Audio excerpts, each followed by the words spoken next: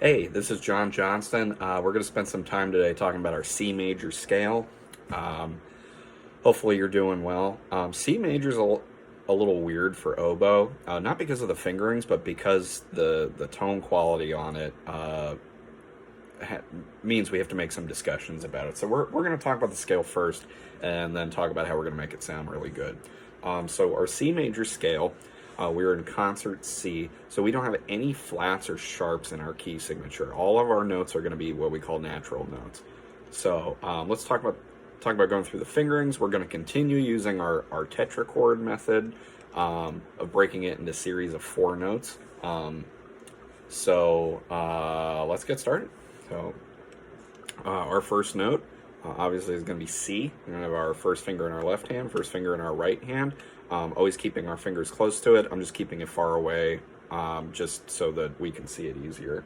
So first thing I always like to do, looking at a new scale, just play our first note, our tonic, a couple of times just to get a good tone quality. Get a bit of a warm up.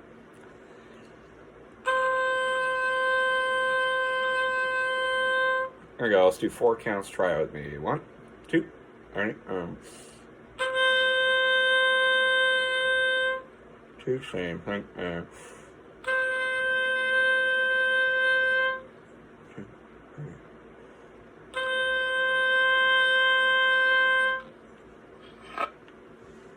C is one of those notes on oboe that you probably hear your band director, your orchestra director, if they're talking on the winds, talking about like more air, more air. This is one of those times where that doesn't really apply to what we're doing here. When using a slow, controlled, steady airstream, is going to help the tone quality on that. Otherwise, the C gets super, super wild and it just doesn't sound good. Listen. It can get like really woody, really reedy if we're not controlling that sound. So anytime that we're playing a C, we just really want to think about how can we make this sound the best we can. So we're going to go from C to D. Remember, crossing over kind of our break on the instrument. We're going from C, covering all the fingers. 1, 2, 3, 1, 2, 3. We got that half hole up on top. So what I would do, I would just practice going C to D, to C, to D, to C, to D a bunch of times just because there's a lot of stuff going on there. So let's play through that a couple of times. Half note C to D, we're going to go 2 or 3 times. 2. All right. 3, 2. Ready. Last time. Ready.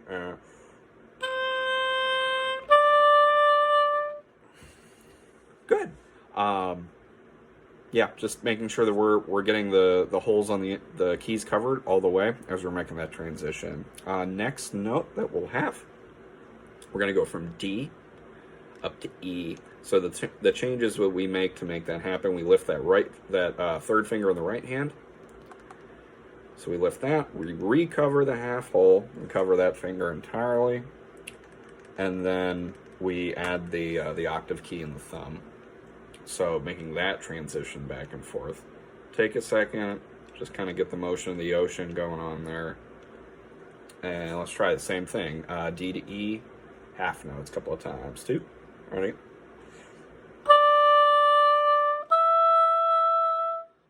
Two. Ready?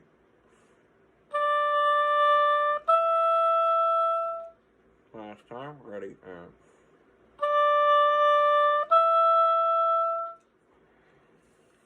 Good. And the last note in this first tetrachord here, we're going to add F natural. So luckily, that's a little bit of an easier switch than some of the other things that we've done up until this point. We're already at E. We just put that third finger in the right hand down on our F key right there. In the key of C major, you can either use our right F, this one right here, or if you have a left F, you can use that. I typically go with the right F just because I'm more comfortable doing that, but either one is acceptable. The one we definitely do not want to use is forked F because we have weird finger switching going on there. So take a second, E to F. Let's try it. Half notes. 2. Right.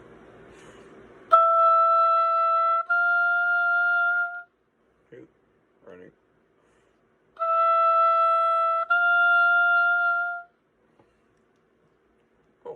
So let's quick review our fingering so far. We've got C, we got D, uncovering the half hole, E, putting the octave key down, recovering that half hole, and F. So first thing we're going to do before we play it, we're going to do 2 times.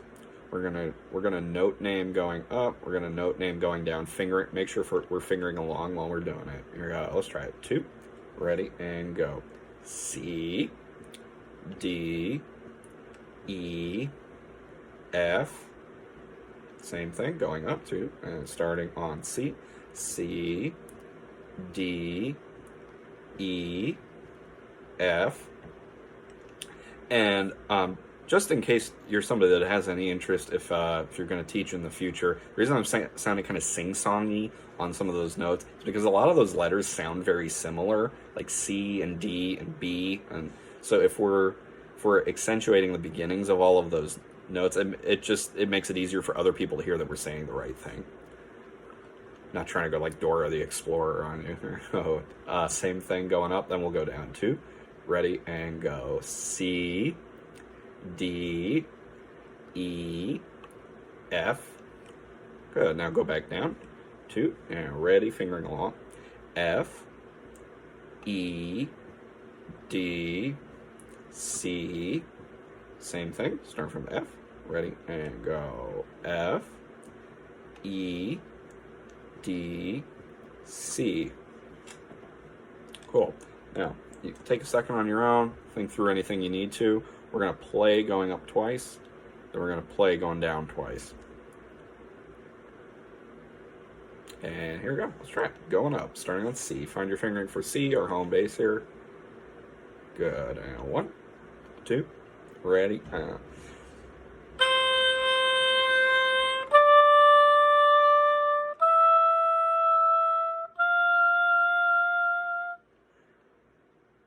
good. Try the same thing. 1, 2, ready.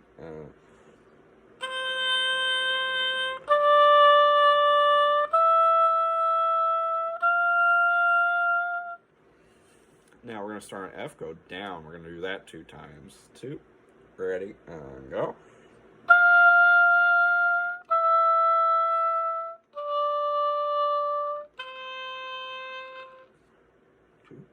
Same thing.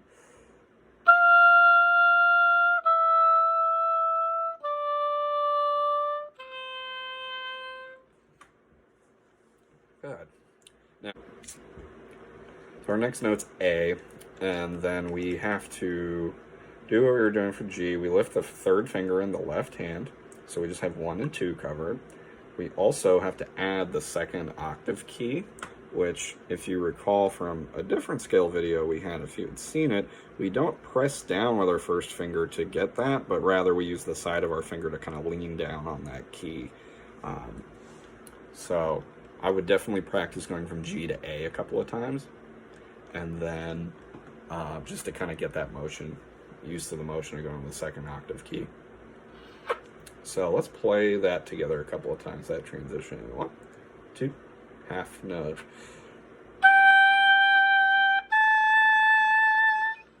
Two, ready.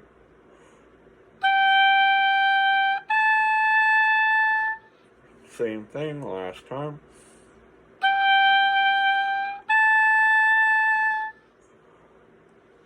And we're making that going right along. Next note's going to be B. All we do, we lift our 2nd finger in our left hand. Only one left is going to be our 1st finger, just like on regular B. Those 2 octave keys are still going to be covered, so let's get used to that motion. Here we go. Playing A to B, still in half notes. 2, ready?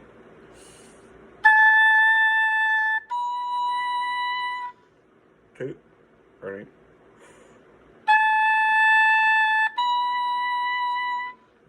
Same thing last time.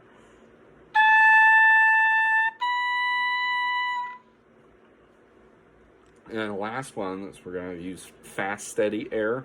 We're going from B to C, our 2 last notes here. So we have our still in our B position, our 1st finger in the left hand. We just add the 1st finger in the right hand. Everything else stays the same. So B to C. There we go. Try it. Half notes. 2. Ready?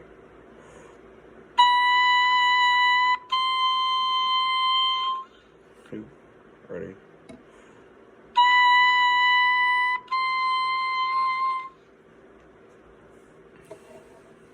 Cool. So, talking about our second tetrachord here, let's kind of review what our fingerings are. We start on that G. Still just got the 1 octave key in the back at this point. Then we go to A. We add the 2nd octave key on the side. We go to B. So our fingers are just going right up. We have 1 left in the left hand. And then we add first finger in the right hand for C. So say it with me, follow along. Starting on G, ready, and G, A, B, and C. Let's do it in half notes this time. Ready, and go. G, A, B, C. Let's do it in quarters, just giving you options on how you could practice this too. Ready, and go. G, A, B, C. Same thing. Ready, and go. G, A, B, C. Well, let's go back to half notes. And let's try and play it going up. Here we go, half notes. 1, 2, on G, and...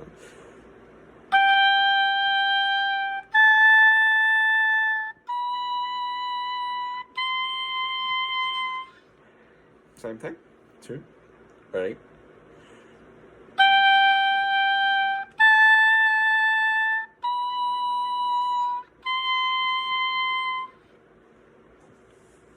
Cool. Let's try once going down. Take a second, think your way through what our fingers would be going down that tetrachord. So we'd be starting on C.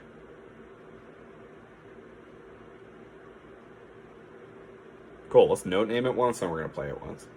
Go 1, 2, note naming from the C. C, B, A, G. Good. Half notes, let's play it. And 2, ready?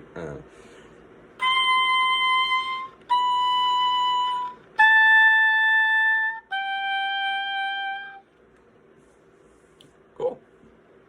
Now, next thing we're going to do, we're going to go back to our first tetrachord. We're going to practice note naming going up. And we're going to play going up. We're going to practice note name going down. And we're going to play going down. This seems like very kind of cookie cutter, methodical way of doing it. It's because that's on purpose. It's because that's a really good way to practice it. Breaking it up into parts and then kind of pasting it together and putting it as a whole. It's a really good way to just practice anything in general. Slow, dedicated practice. So we're going to note name from the beginning of the C scale. And 2, and ready, and go. C, D, E, F, G, A, B, C. Let's note name that one more time. If there's anything you missed, here's your chance. Think about what you can fix this time. See if you can get it. 2, ready, and go. C, D, E, F, G, A, B, C. Cool, let's try it. 1, 2, ready?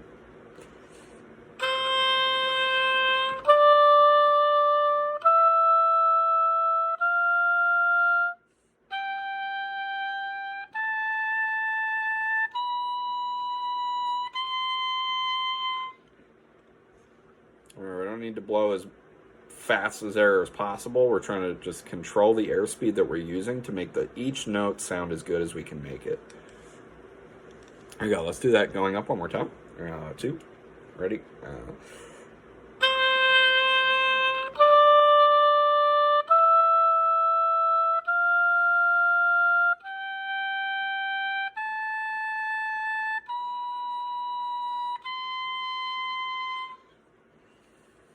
And let's note name going from the top on down. 2, ready, and go.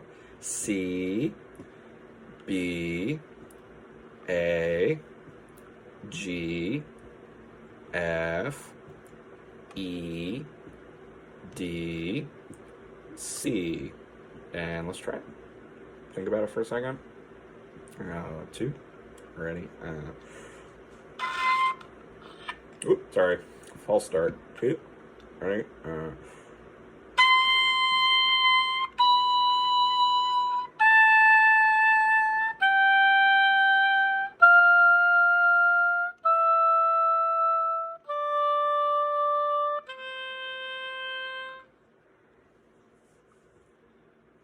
cool. See if there's something that you can do a little bit better this time. We're going to do it one more time.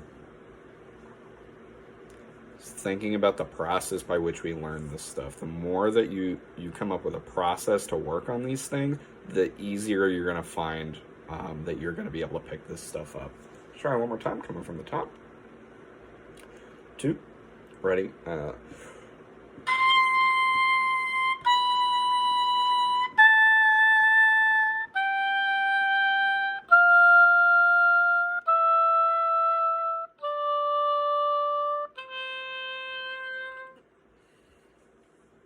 good. I'm sure that was better that time for sure. Cool, so we're talking about our C major scale. Just like we've talked about in some of our other videos, there's also a relative minor scale. I think the way that I explained it last time, but I'll say it again just to be clear. When we're coming up with our relative minor scale, we are finding the position where we have a different starting note but the same key signature. And the way that we're going to find that is you can either go through the scale we just did and stop at the 6th note of the scale, or you can start at the top of the scale and go down 2 steps. I think going from the bottom and going up 6 just works better.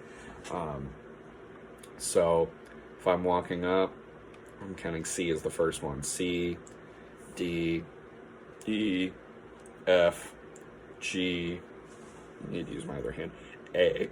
A would be our 6th note of our scale, and that is going to be the first note of our relative minor. So we're going to keep the same key signature. Everything is going to be natural, except we're going to just start on A and do basically the same scale, starting and ending on A. So we're not starting on high A, the one that we're using in this scale. We're going to start on the lower one, which is the same fingering, just with no octave keys. So let's find that note. Just make sure we're playing the same thing. 2. All right.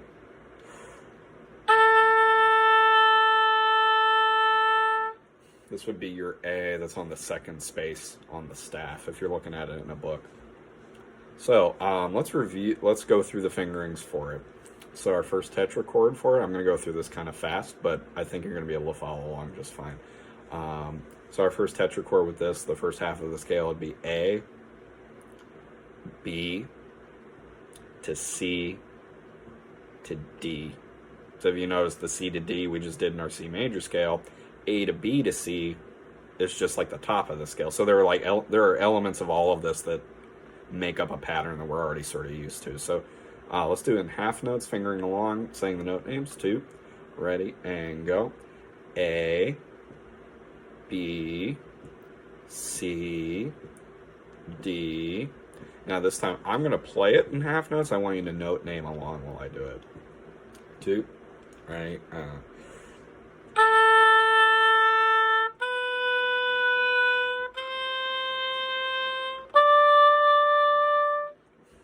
cool, try and play with me this time. 2, ready,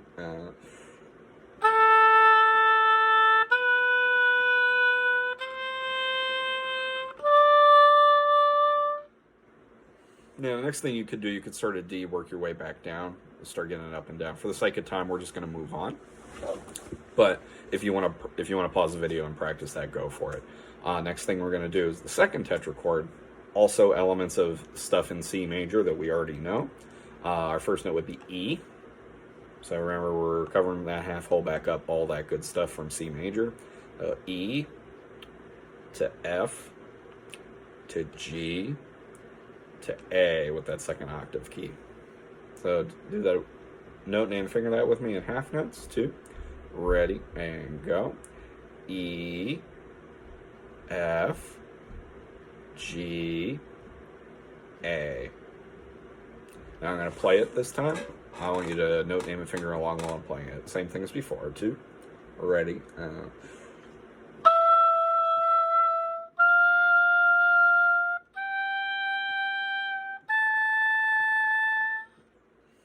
And give it a shot. Let's play it together. 2, ready, and go.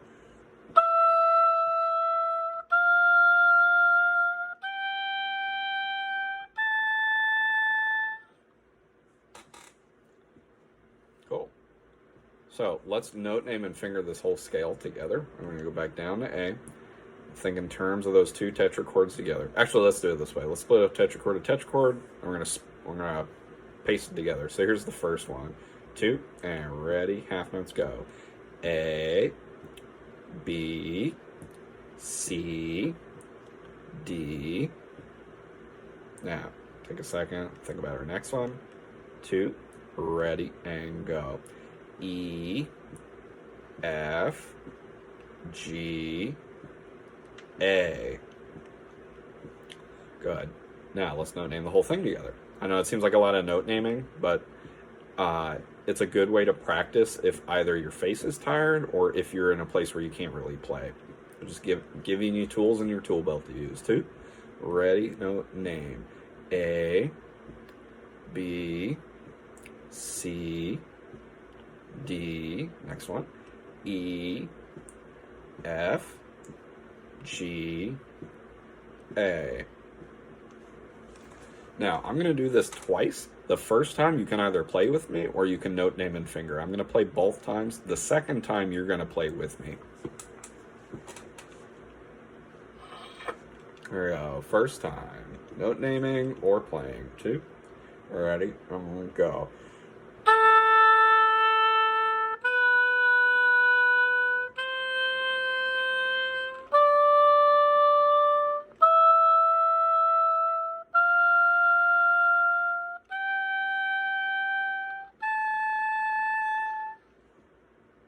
This time you're definitely playing with me. And ready, and go.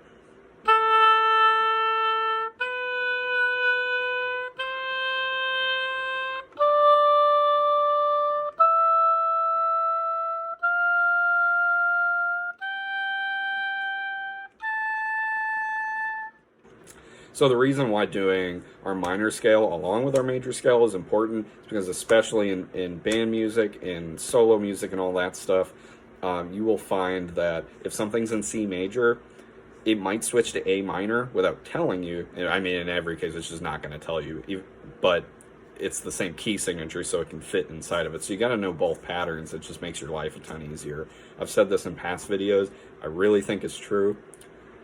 Learning scales is like cheat codes for playing music. If you have those patterns down, then it just makes everything a ton easier. So different ways to practice this. We've kind of gone through it. You can note name your way through it. You can play it. You can break it into tetrachords, into those 2 halves of the scale, and just focus on one or the other, and then paste them together just to break it down even further. You can do it like we did at the beginning, just switching between 2 notes just to get the transition between those fingerings down. There's tons of different ways to practice it. I encourage you, find the thing that is giving you the most trouble and focus on that thing. Don't just play the scale over and over again. You'll get better, but it's just going to be that much. If you focus on the thing that's the problem, it's going to be way more effective and efficient with your time. So I hope something in this was helpful, and we'll talk more about a different scale next time. So happy practicing. See ya.